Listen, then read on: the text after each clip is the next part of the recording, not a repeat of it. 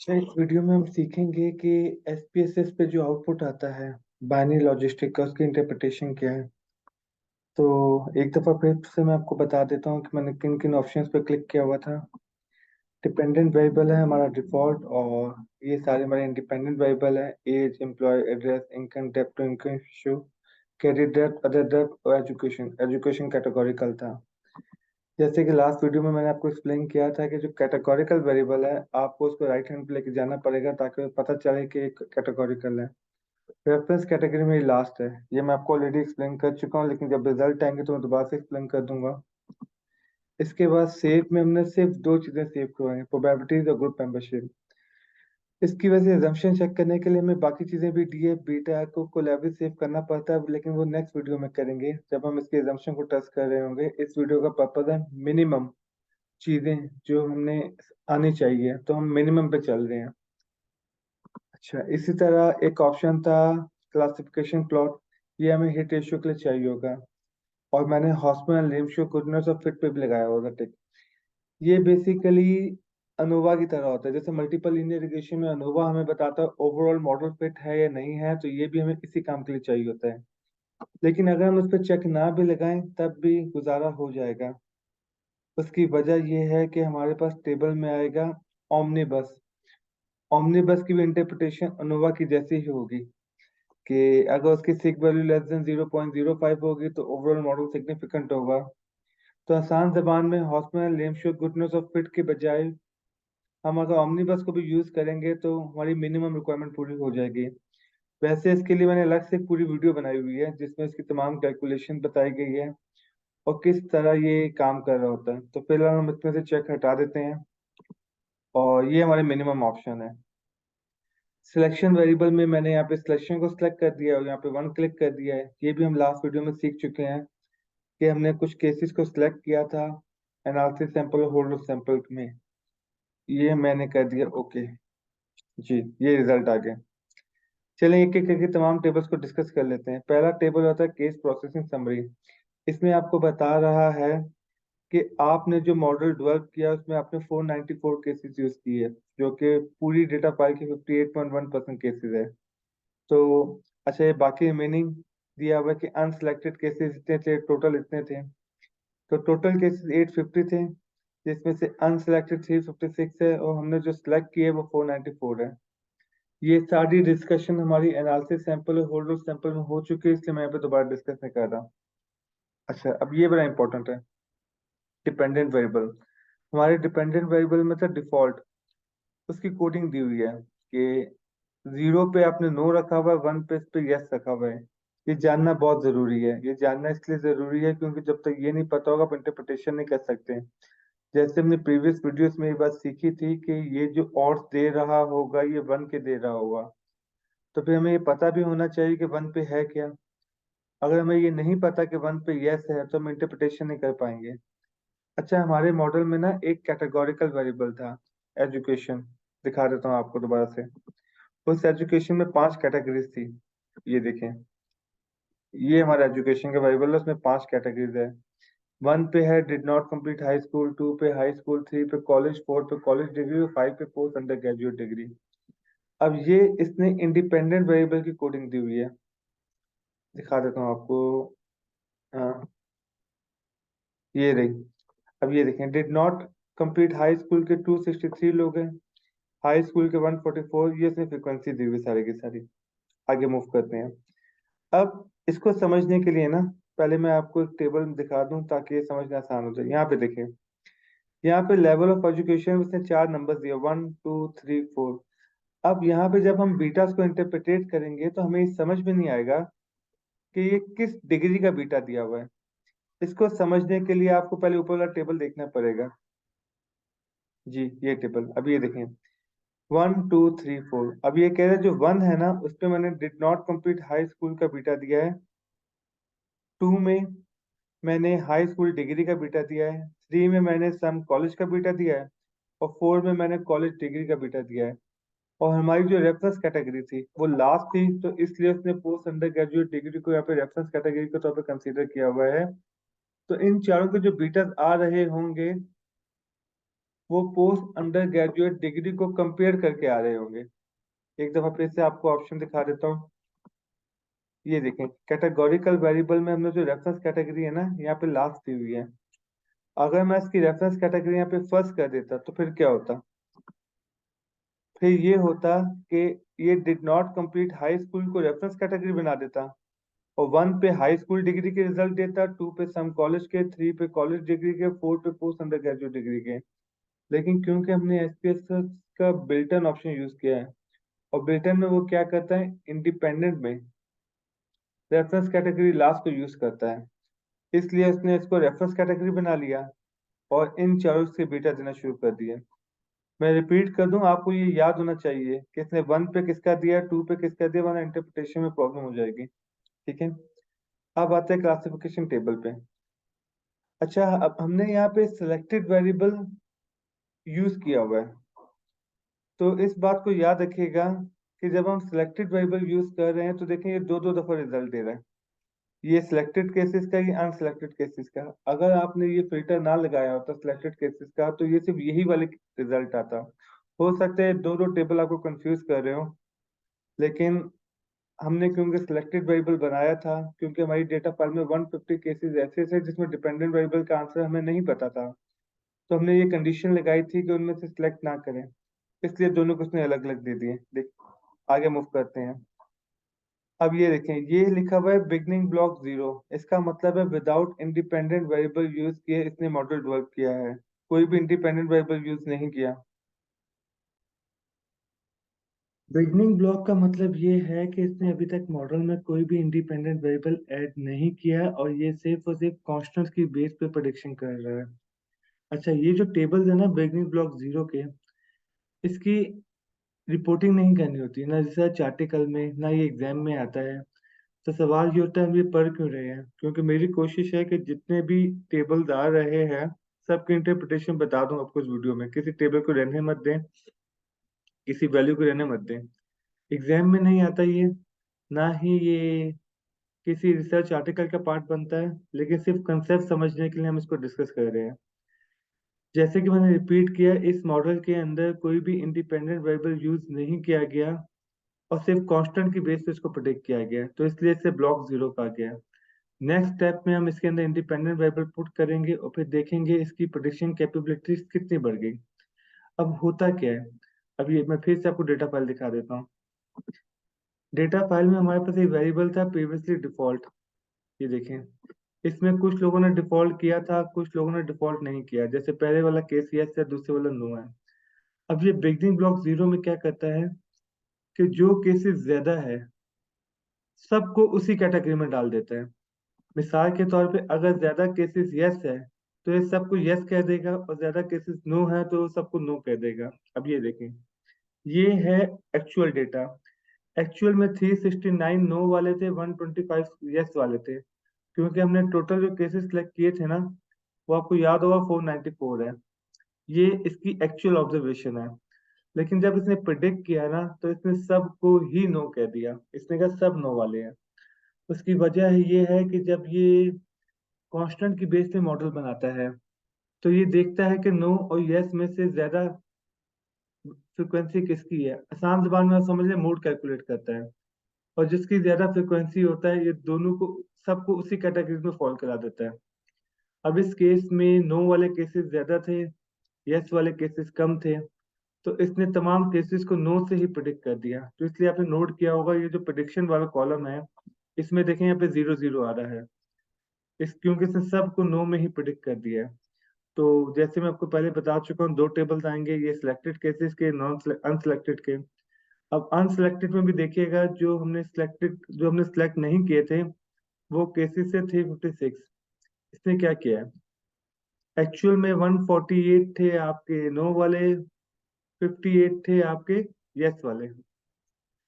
इसने सबको ही नो में कैटेगरी में डाल दिया है, क्योंकि जैसे मैं बता चुका हूँ कि नो वाले केसेस ज्यादा थे, तो जो केसेस ज्यादा होते हैं ये सबको उसी कैटेगरी में फॉल कर देता है।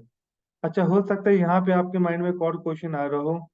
तो क्वेश्चन ये आ रहा हो कि 148 और 58 ये तो टोटल हो जाएंगे 206, जबकि यहाँ पे अनसिलेक्टेड केसेस दिए हुए हैं 356। ये क्या वजह है?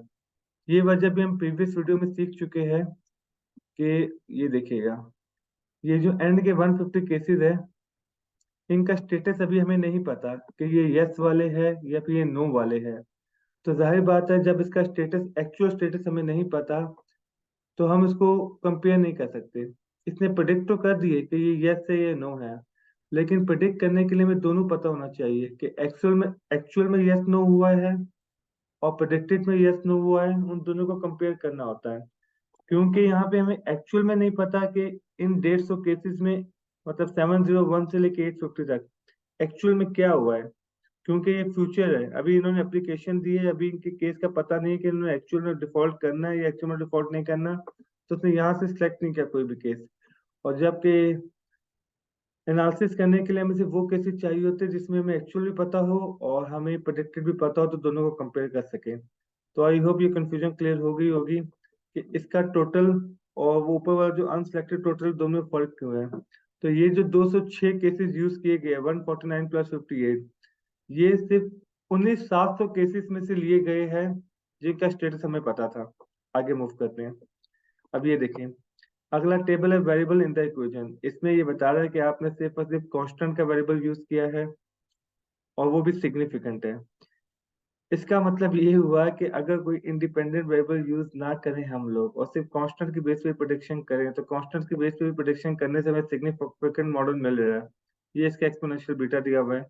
एक्सपोनेंशियल बीटा को भी हम डिटेल में डिस्कस करते हैं। और ये सारे के सारे वेरिएबल हमारे variable not in the equation में है। नेक्स्ट स्टेप में ये सारे के सारे वेरिएबल मैं इक्वेशन में ऐड कर दूंगा। तकरीबन 1 2 3 4 5 6 7 8 9 10 11 वेरिएबल हैं। अब आप ये सोच रहे होंगे कि हमने वेरिएबल तो 8 ऐड किए थे, 11 कैसे बन गए। एजुकेशन के से डमी बना दिया है। डमी वेरिएबल का कंसेप्ट हम ऑलरेडी पढ़ चुके हैं, मतलब 5 कैटेगरीज है, तो उसने 4 कैटेगरीज का एक्सपोनेंशियल बीटा दिया है। तो हमारे 7 क्वांटिटेटिव वेरिएबल थे और 8वां क्वालिटेटिव वेरिएबल था। इसने क्या किया, उस क्वालिटेटिव वेरिएबल के क्योंकि 4 डमी बना दिए, क्योंकि उसके अंदर 5 कैटेगरी थी, पोस्ट अंडर ग्रेजुएट को उसने रेफरेंस में रखा हुआ है, तो ये 4 में कन्वर्ट हो गए। तो 7 + 4 11 हो गए जी। अब यहाँ से ओरिजिनल मॉडल शुरू हुआ है। यहाँ से हमें इंटरप्रिटेशन आनी चाहिए। यही चीजें हम रिसर्च आर्टिकल में रिपोर्ट करते हैं और यही चीजें एग्जाम्स में डिस्कस की जाती हैं। पहला स्टेप ऑमनीबस। इसकी एग्जैक्ट वही इंटरप्रिटेशन होगी जो हमने मल्टीपल लीनियर रिग्रेशन में अनोवा की सीखी थी। ये बताएगा आपका ओवरऑल मॉडल फिट है या आपका ओवरऑल मॉडल फिट नहीं है। अब यहाँ पे देखें, सिग वैल्यू आपकी 0.001 है, जो कि 0.05 से कम है। अब हम इसकी वही इंटरप्रिटेशन करेंगे कि सिग वैल्यू 0.05 से कम है, इसका मतलब है ओवरऑल मॉडल सिग्निफिकेंट है। अच्छा, मैं रिपीट कर दूं, रिग्रेशन में हमने 3 टेबल डिस्कस किए थे, अनोवा, मॉडल समरी, कोफिशिएंट। तो उसी के रेफरेंस में मैं आपको ये तीनों समझा देता हूँ। तो ये अनोवा का सब्स्टिट्यूट समझ लें कि जैसे वहां पे अनोवा बताता है कि ओवरऑल मॉडल सिग्निफिकेंट है या नहीं, यहाँ पे ओमनिबस बताएगा जी। सेकंड पे आ जाए, ये मॉडल समरी। मॉडल समरी में ये आर स्क्वायर आ गया। इस आर स्क्वायर की भी आप वही इंटरप्रिटेशन करेंगे कि 45.4% variation dependent variable explain by model. अच्छा, ये जो देख रहे हैं ना -2 लॉग लाइक्लीहुड, इससे हम लाइक्लीहुड रेशियो कहते हैं। अब इसकी थोड़ी सी बेसिक समझ लेते हैं होता क्या है। पहले हम निकालते हैं लाइक्लीहुड रेशियो। तो उसमें हम कहते क्या है कि, चलिए पहले इसकी थोड़ी डिटेल समझ लेते हैं कि -2 क्यों है, इसको लाइक्लीहुड रेशियो क्यों कहा जाता है। बेसिकली हम बेस मॉडल पहले रन करते हैं, उसका लाइक्लीहुड कैलकुलेट करते हैं। लाइक्लीहुड कैलकुलेट करने का मतलब है जो एक्चुअल प्रोबेबिलिटीज है, जो प्रेडिक्टेड प्रोबेबिलिटीज है, दोनों को माइनस करके उसका सम कर देते हैं। तो बेसिकली समझ लें वो सब्स्टिट्यूट हो जाएगा सम और स्क्वायर ऑफ एरर के, जो मल्टीपल लीनियर रिग्रेशन में हमने पढ़ा था कि कितना है जो कि एक्सप्लेन नहीं हो सका। अच्छा, फिर ये इसको मल्टीप्लाई कर देता है -2 से, तो इसलिए इसका नाम बन गया -2 लॉग लाइक्लीहुड रेशियो। रेशियो निकालने के लिए वो क्या करता है कि वो जो हमारा मॉडल है जिसके अंदर तमाम इंडिपेंडेंट वेरिएबल ऐड है, उसमें से बेस मॉडल को लेस कर देता है। अब मेन मॉडल के लाइक्लीहुड को जब बेस मॉडल के लाइक्लीहुड से लेस किया जाता है, तो ये वैल्यू कैलकुलेट होकर आ जाती है। इसे हम लाइक्लीहुड रेशियो कहते हैं। अब आपके माइंड में ये क्वेश्चन आ रहा होगा कि जब दो वैल्यूज को माइनस कर रहे हैं, तो इसको लाइक्लीहुड रेशियो क्यों कह रहे हैं। क्योंकि रेशियो का मतलब तो नॉर्मली डिवाइड होता है। उसका आंसर ये है कि क्योंकि ये दोनों लॉग में है, अगर आप 10 डिवाइड बाय 5 करें तो ये आंसर आ जाएगा 2। इसी तरह आप log of 10 minus log of 5 करें तो उसका आंसर आता है log ऑफ 2। अब क्योंकि वो दोनों लाइक्लीहुड लॉग में थे, लॉग लाइक्लीहुड था, तो इसलिए दोनों को जब लेस किया तो उसका जो आंसर आया, जैसे log of 10 minus log of 5 equal to log of 2 आता है, इसलिए इसे लाइक्लीहुड रेशियो कहा जा रहा है। एग्जाम्स के लिए या जर्नल्स के आर्टिकल की इंटरप्रिटेशन के लिए आपको इसकी मैनुअल कैलकुलेशन से कोई फर्क नहीं पड़ता। ये तो यहाँ पे वैल्यू दिखी हुई थी तो मैं सोचा आपसे डिस्कस कर लूँ, लेकिन इसके ऊपर मैंने अलग से पूरी वीडियो बनाई हुई है जिसमें इसकी तमाम की मैनुअल कैलकुलेशन सिखाई गई हैं। पेपर की हद तक आपको बस ये पता होना चाहिए कि ये आर स्क्वायर है जिसकी इंटरप्रिटेशन आपको आनी चाहिए। अच्छा, इसमें एक और आपको कंफ्यूजन पैदा हो सकती है, और कंफ्यूजन ये पैदा हो सकती है कि आर स्क्वायर की इंटरप्रिटेशन तो होती है percentage variation dependent variable explain by model. अब डिपेंडेंट वेरिएबल तो हमारे यहाँ पे डिफॉल्ट है, जिसका आंसर यस और नो में है। और हमने शुरू की क्लासेस में ये भी पढ़ा था कि जो क्वालिटेटिव वेरिएबल होता है उसकी वेरिएशन, उसका वेरिएंस नहीं निकलता। तो जब उसका वेरिएंस नहीं निकलता तो हम इस तरह की इंटरप्रिटेशन कैसे कर रहे हैं कि 45.4% variation independent variable experiment model. तो इसका आंसर ये है कि आपको पता होगा, हमने सीखा था कि प्रोबेबिलिटीज को पहले हमने ऑड में कन्वर्ट किया है, ऑड को फिर हमने कन्वर्ट किया है लॉजिट में। और जो लॉजिट होता है उसकी रेंज होती है minus infinity two plus infinity.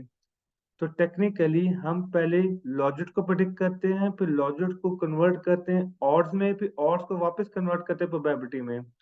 अब क्योंकि डिपेंडेंट वेरिएबल लॉजिट है और लॉजिट की रेंज माइनस इन्फिनिटी से प्लस इन्फिनिटी है, वो एक क्वांटिटेटिव होता है, नंबर्स में होता है, तो इसलिए फिर इसमें हम ये इंटरप्रिटेशन कर सकते हैं। आगे चलते हैं। ये है क्लासिफिकेशन टेबल। ये क्लासिफिकेशन टेबल बना है। अच्छा, एक और बात रिपीट कर दूं, क्योंकि इसमें हम पूरे एसपीएसएस के रिजल्ट इंटरप्रेट कर रहे हैं तो बहुत बेसिक इंटरप्रिटेशन कर रहे हैं। क्लासिफिकेशन टेबल पे मैंने एक बहुत डिटेल वीडियो बनाई है जिसमें ट्रू पॉजिटिव, ट्रू नेगेटिव और sensitivity, specificity, type 1 error, type 2 error सबको बहुत डिटेल में एक्सप्लेन किया हुआ है। तो एक दफा वो भी देख लीजिएगा ताकि क्लासिफिकेशन टेबल डिटेल में समझ में आ जाए। लेकिन यहाँ पे भी मैं आपको शॉर्ट बता देता हूँ। ये है एक्चुअल वैल्यूज इसमें बता, और ये है आपकी प्रेडिक्टेड वैल्यू। ये 346 केसेस ऐसे हैं जो इन्होंने एक्चुअल में डिफॉल्ट नहीं किया, आपका मॉडल भी कह रहा है इन्होंने डिफॉल्ट नहीं किया। ये 67 केसेस ऐसे हैं जिन्होंने एक्चुअल में डिफॉल्ट किया है और आपका मॉडल भी कह रहा है कि इसने डिफॉल्ट किया है। ये देख लें, ऊपर प्रेडिक्टेड लिखा हुआ है, नीचे ऑब्जर्व लिखा है। ऑब्जर्व का मतलब होता है एक्चुअल। ये 23 केसेस वो हैं जिन्होंने डिफॉल्ट नहीं किया था पर आपका मॉडल प्रेडिक्ट कर रहा है कि इन्होंने डिफॉल्ट किया है। और ये 58 केसेस वो है जिन्होंने एक्चुअल में डिफॉल्ट किया है लेकिन आपका मॉडल कह रहा है कि इन्होंने डिफॉल्ट नहीं किया। तो आसान जबान में मैं कह सकता हूँ कि ये ट्रू नेगेटिव है, ये ट्रू पॉजिटिव है। ये true negative true positive already पढ़ चुका है हाइपोथेसिस के अंदर। और अदरवाइज पहले आप वो क्लासिफिकेशन टेबल की वीडियो देख लीजिएगा, उसमें ये तमाम डिटेल दिया हुआ है। और फिर फॉल्स पॉजिटिव फॉल्स नेगेटिव हो गया। अच्छा, इसी के हम परसेंटेजेस कैलकुलेट कर लेंगे तो ये सेंसिटिविटी बन जाएगा, ये स्पेसिफिसिटी बन जाएगा, ये टाइप 1 एरर बन जाएगा और टाइप 2 एरर बन जाएगा। और आपको पता है ये जो सेंसिटिविटी है इसे फिर हम पावर भी कहते हैं इसकी परसेंटेज को। ये 83.6% है। 83.6% हमारा हिट रेशियो हो गया। हिट रेशियो का मतलब ये हो गया करेक्टली आइडेंटिफाई केसेस। इन दोनों को सम किया गया है और फिर टोटल से डिवाइड कर दिया गया है। अब ये जो 346 केसेस है इसकी अगर हम परसेंटेज कैलकुलेट करते हैं तो इसे स्पेसिफिसिटी कहा जाता है। इसका मतलब है कितने परसेंट केसेस है जो कि एक्चुअल में नो थे और आपने भी नो प्रेडिक्ट किए। इस 67 के हम परसेंटेज कैलकुलेट करते हैं तो इसको हम कहते हैं सेंसिटिविटी। इसका मतलब होता है कितने परसेंट केसेस थे जो कि एक्चुअल में भी यस थे और आपने भी यस कहा। और ये जो हिट रेशियो ये ओवरऑल करेक्टली आइडेंटिफाई परसेंटेजेस है, मतलब ओवरऑल बताएं कितने परसेंट ऐसे लोग हैं जो जिसको आपने नो को नो का और आपने यस को यस का, तो 83.6% आ गया। ठीक है, ये रिजल्ट है एनालिसिस सैंपल के और ये रिजल्ट है होल्ड ऑन सैंपल के। एनालिसिस सैंपल में हिट रेशियो 83.6 आ गया है और होल्ड ऑन सैंपल में आपका हिट रेशियो हो गया 77.2%। ये वो सारे। अच्छा, इनकी इंटरप्रिटेशन वैसे ही होगी जैसे हमने अभी लेफ्ट साइड वाले की इंटरप्रिटेशन की है। तो 137 प्लस 22 इन दोनों को सम करेंगे, डिवाइड बाय टोटल कर देंगे तो 77.2 आ जाएगा।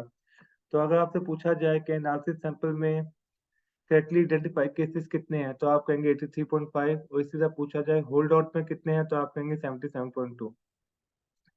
ये आ गया आपका वेरिएबल इन द इक्वेशन। इसमें आपने जो इंटरप्रिटेशन करनी है वो एक्सपोनेंशियल बीटा की करनी है।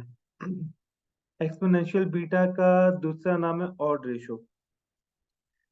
इसकी इंटरप्रिटेशन थोड़ी सी टेक्निकल है, इसे समझ लेते हैं। अच्छा, एक और बात, एक्सपोनेंशियल बीटा पे भी मैंने एक बहुत डिटेल वीडियो बनाई है जिसके अंदर इसके इंटरप्रिटेशन को एक्सप्लेन किया गया है काफी देर में, 20-25 मिनट की वीडियो है जिसमें बहुत डिटेल में समझाया गया है कि एक्सपोनेंशियल बीटा को इंटरप्रेट कैसे करना है। यहाँ पे मैं 2-4 मिनट में कवर कर दूंगा क्योंकि ऑलरेडी वीडियो बहुत लंबी हो चुकी है। तो बेहतर ये रहेगा पहले आप एक्सपोनेंशियल बीटा की वो वीडियो देख ले जिसके अंदर एक्सपोनेंशियल बीटा को एक्सप्लेन किया गया है, उसके बाद फिर इस वीडियो पे आए ताकि आपको इसकी इंटरप्रिटेशन करने में आसानी हो। सबसे पहले तो हम देखेंगे सिग वैल्यूज। अब देखें, एज की सिग वैल्यू 0.05 से कम है, इसका मतलब है एज सिग्निफिकेंट है। इसका मतलब ये हुआ कि एज हेल्प कर सकता है ये प्रिडिक्ट करने में कि सामने वाला डिफॉल्ट करेगा या डिफॉल्ट नहीं करेगा। ईयर विथ करंट एम्प्लॉय, इसकी सिग वैल्यू भी 0.05 से कम है, तो इसका मतलब हुआ ईयर विथ करंट एम्प्लॉय भी डिसाइड कर सकता है कि सामने वाला डिफॉल्ट करेगा या नहीं करेगा। इसी तरह हाउस होल्ड इनकम। अच्छा, ये बड़ी इंटरेस्टिंग रिजल्ट है। इनकम की बेस पे आप डिसाइड नहीं कर सकते कि कौन डिफॉल्ट करेगा कौन डिफॉल्ट नहीं करेगा। इसी तरह डेब्ट टू इनकम रेशियो की बेस पे भी आप डिसाइड नहीं कर सकते, उसकी वजह है दोनों की सिग वैल्यू 0.05 से ज्यादा है, दोनों इनसिग्निफिकेंट है। तो सिग वैल्यू की बेस पे बेसिकली आप ये डिसाइड कर सकते हैं कि किस वेरिएबल की बेस पे आप प्रेडिक्ट कर सकते हैं, किस वेरिएबल की बेस पे प्रेडिक्ट नहीं कर सकते। तो हम उन्हीं के एक्सपोनेंशियल बीटा की इंटरप्रिटेशन करेंगे जिसकी सिग वैल्यू 0.05 से कम होगी, जो सिग्निफिकेंट होगा। ठीक है। अच्छा, ये जो बीटाज है ना, ये बता रहे हैं पर यूनिट चेंज, पर ये लॉजिक में चेंज बता रहे हैं, जबकि हमारे लिए ज्यादा आसान है समझना प्रोबेबिलिटी एंड ऑड्स, इसलिए हम एक्सपोनेंशियल बीटा को डिस्कस करेंगे।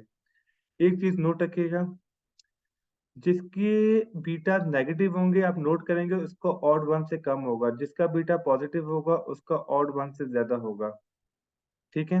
अच्छा, ऐसा क्यों होता है? ये सार अच्छा, एक वीडियो मैंने बनाई थी प्रोबेबिलिटीज ऑड एंड लॉजिक, वो भी काफी डिटेल वीडियो है जिसमें इन तीनों का रिलेशनशिप बताया गया है कि प्रोबेबिलिटी में, ऑड में और लॉजिक में क्या रिलेशनशिप है, तीनों आप इसमें कैसे लिंक करते हैं। क्यों ऐसा होता है कि प्रोबेबिलिटी जब 0.5 से कम होती है तो ऑड 1 से छोटा होता है और लॉजिक नेगेटिव होता है। जब प्रोबेबिलिटी 0.5 से ज्यादा होती है तो ऑड भी 1 से ज्यादा होगा और लॉजिक भी पॉजिटिव होगा। उसमें ये बात डिस्कस की गई है कि जब दोनों के चांसेस इक्वल होते हैं तो प्रोबेबिलिटी 0.5 हो जाएगी, ऑड 1 हो जाएगा और लॉजिक 0 हो जाएगा। तो बहुत डिटेल एनालिसिस में बताया गया है कि इन तीनों में रिलेशनशिप क्या होता है। वो वीडियो भी आप अगर पहले देख लेंगे तो ये सब समझ में थोड़ी आसानी हो जाएगी। चलें अभी फिलहाल एक्सपोनेंशियल बीटा को एक्सप्लेन करते हैं, इसकी इंटरप्रिटेशन कैसे होगी। अब जैसे ईयर विद करंट एम्प्लॉय की सिग वैल्यू 0.01 से कम है, इसका मतलब है सिग्निफिकेंट है। अब इसका एक्सपोनेंशियल बीटा है 0.779। जैसे कि हमने शुरू में डिस्कस किया था कि डिपेंडेंट वेरिएबल था डिफॉल्ट, और डिफॉल्ट में 0 पे था नो, 1 पे था यस। तो यहाँ पे तमाम इंटरप्रिटेशन यस की जाएगी। तो इसकी इंटरप्रिटेशन कैसे होगी?